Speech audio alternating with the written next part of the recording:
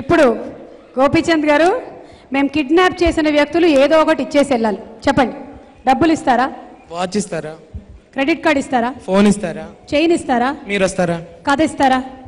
Character ఇస్తారా? Carrot ఇస్తారు. నీకు క్యారెక్టర్ ఇస్తాను ఇతనికి, వాడికి ఇచ్చేయండి.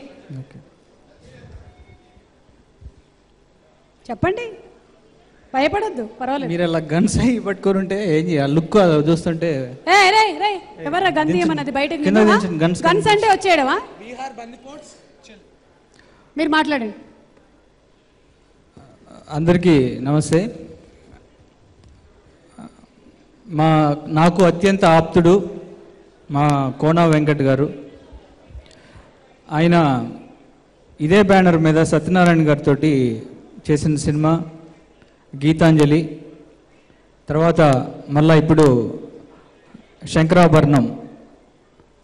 అంతకుముందు గీతాంజలితో క్రైమ్ కామెడీ, హారర్ కామెడీ చేశారు. ఇప్పుడు శంకరాభరణంతో క్రైమ్ కామెడీ. డెఫినెట్గా ఈ సినిమా కూడా గీతాంజలి కంటే ఇంకా హిలేరియస్గా ఉంటుంది. ఆల్రెడీ ప్రోమోస్ అవి చూస్తే ఎక్స్ట్రాడినరీగా ఉన్నాయి.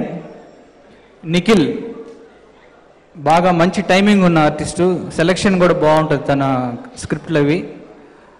ఈ సినిమా తర్వాత డెఫినెట్గా పెద్ద రేంజ్కి వెళ్తామని మనస్ఫూర్తిగా అనుకుంటున్నాను. అలానే నందిత, అంజలి అందరికీ ఆల్ ద బెస్ట్ చెప్తున్నాను. అలానే నాకు మిత్రుడు ఉదయ్ ఫస్ట్ టైం డైరెక్ట్ చేశాడు. డెఫినెట్గా తనకి మంచి పేరు రావాలని, అలానే ప్రవీణ్ లక్కరాజు అందరికీ ఈ మ్యూజిక్ చాలా బాగున్నాయి సాంగ్స్. అందరికీ ఆల్ ద బెస్ట్ చెప్తున్నాను. పర్టికులర్గా మా కోనా వెంకట్ మళ్ళా శంకరాభరణంతో ఒక బ్లాక్ బస్టర్ కొడతారని కోరుకుంటున్నాను. Thank you.